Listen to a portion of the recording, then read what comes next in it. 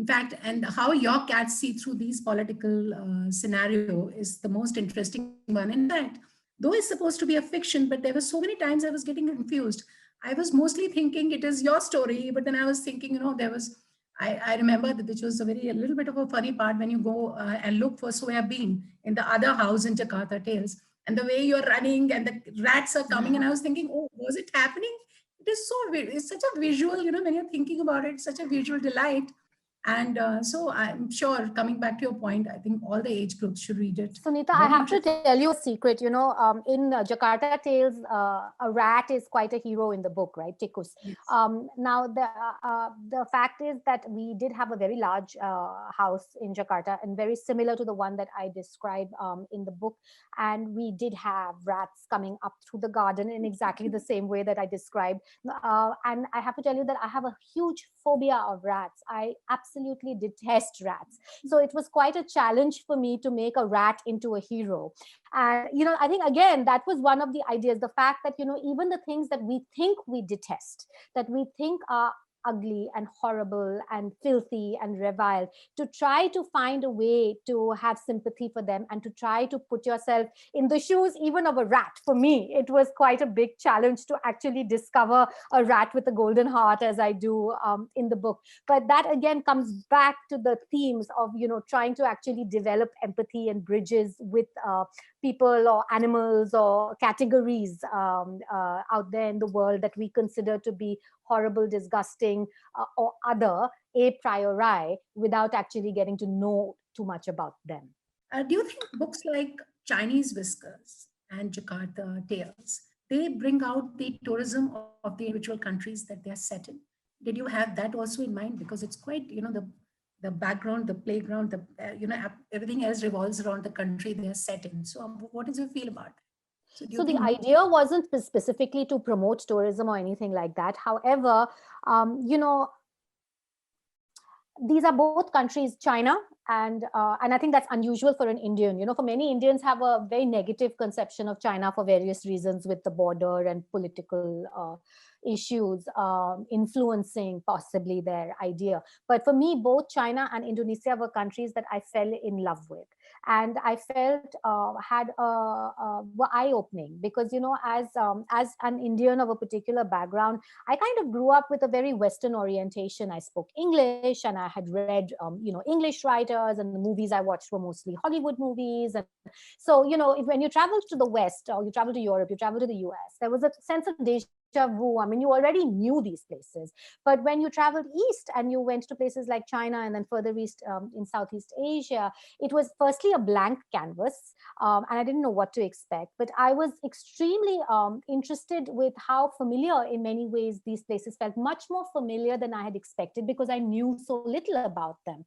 So there was this kind of blank spots in our education or in our mental map. But when I actually went there, they felt like cousins, civilizational cousins. In Indonesia, of course, I think the greatest similarity is that they have the Hindu epics, the Ramayana and the Mahabharata, which are very intertwined in their culture.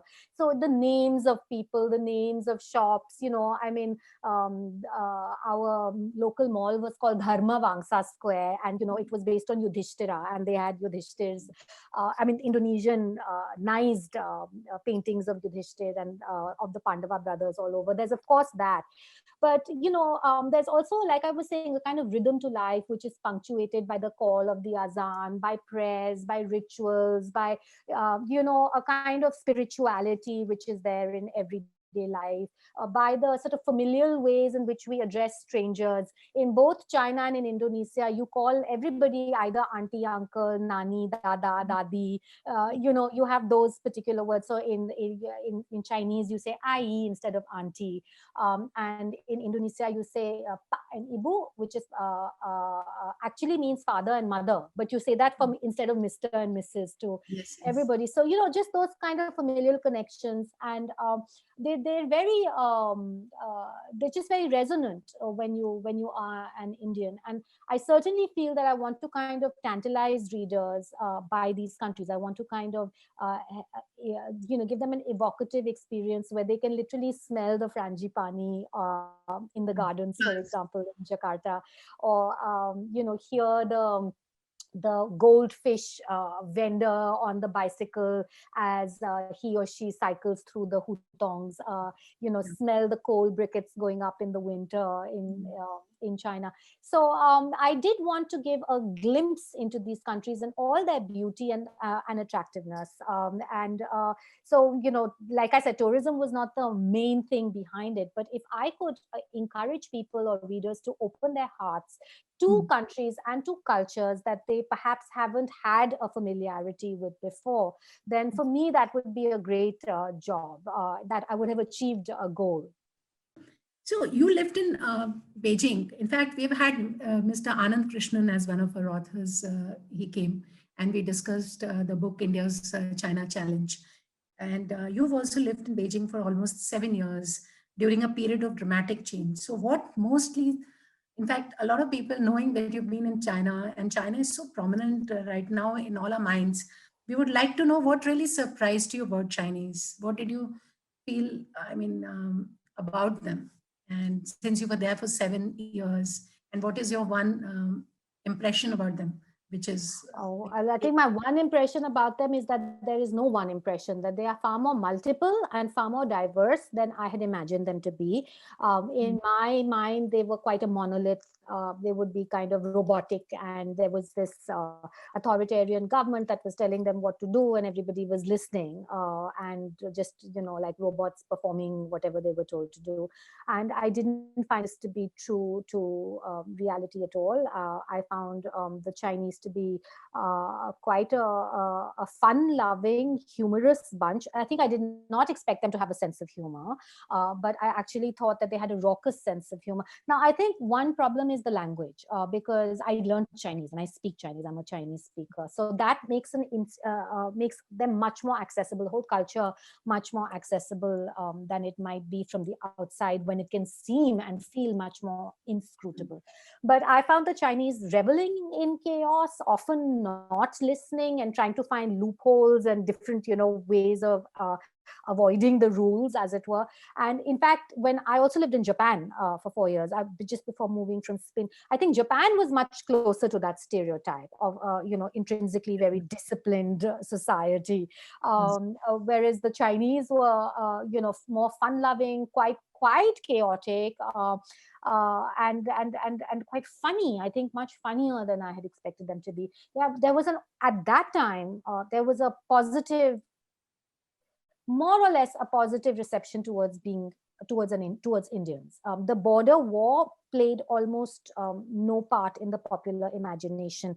I'm talking about 2002, 2003. There's been a lot more resurgence of nationalist feeling in recent years, I believe, and because of problems on the border between India and China, this could have changed. But when I was there, the focus was far more than sort of political or anything to do with war or border, was Hindi movies, particularly Raj Kapoor movies were extremely popular. They had been all dubbed into Chinese, but people knew the lyrics in Chinese by heart of movies like Avara Hoon. I had taxi drivers singing it to me. I remember going into the hutongs, and some of the people who were just sitting out there on the stools, as I walked by, would start singing Avara Hoon. And talking about Raj Kapoor, who's called Ladza in Chinese. And I think there was also an overwhelming conception of India being a Buddhist country. There was ignorance of Hinduism. Everybody had been told that Buddhism came from India, which is a very strong and civilizational influence on China. And I think the idea there was very much still that we were Buddhists. So, I would get a lot of people who would kind of bow down to me and say, Lord Buddha. It was quite hilarious. But they were friendlier, funnier, more open than I had expected. What are your next plans? I mean, we've had 2 books now on cats. So are you going back to nonfiction? What is it going to be like? So I do have a nonfiction book that's coming out. It will be out in the summer of this year. And it's a book that's called Orienting, an Indian in Japan. And it's similar to Smoke and Mirrors in some ways, in that it's a snapshot of contemporary Japan, but told through a kind of comparative framework, one of India and two of China. I kind of triangulate the two. And I look at Japan thematically. I break it into, I think, 9 or 10 chapters, and I look at themes like aesthetics and religion, cleanliness, politics, and so on, and bring a mixture of autobiography, analysis, and anecdote. I call them the 3 A's. So, I kind of bring in my own experiences as a reporter and tell the stories behind the stories that I reported on. And yeah, try and bring Japan to life, because that again is a fascinating culture and a kind of missing part of the Asian puzzle. If you look at India, China, and Indonesia, like I have through my books, Japan is the other great country that's kind of been missing from this jigsaw puzzle. And that's what I've been working on most recently.